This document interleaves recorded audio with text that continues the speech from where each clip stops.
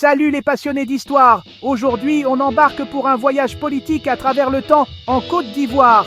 Accrochez-vous, ça va décoiffer.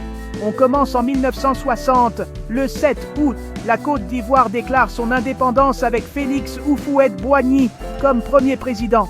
Son ère, de 1960 à 1993, est marquée par la stabilité politique et la croissance économique, grâce à l'exportation du cacao et du café. En 1983, Yamoussoukro devient la capitale politique et administrative, même si Abidjan reste le poumon économique du pays. Avançons rapidement jusqu'en 1993.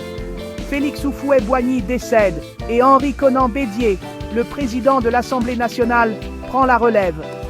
En 1995, Bédié est réélu dans un contexte de tensions politiques et de boycott de l'opposition. Mais la stabilité est de courte durée. En 1999, le pays connaît son premier coup d'État militaire mené par le général Robert Guei, qui renverse Bédié. Les années 2000 apportent leur lot de troubles. Laurent Gbagbo devient président en 2000, mais son élection est entachée de violence.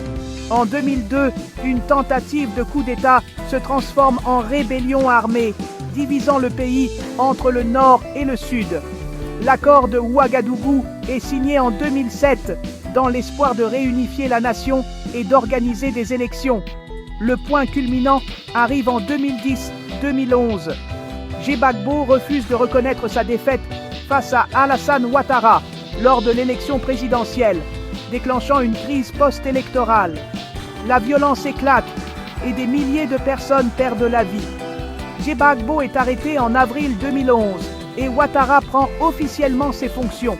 À partir de 2011, la Côte d'Ivoire entre dans une période de stabilisation et de développement. Ouattara est réélu en 2015, marquant un retour à la stabilité politique. Cependant, son troisième mandat en 2020 est controversé, suite au décès de son successeur désigné, Amadou Gon Coulibaly.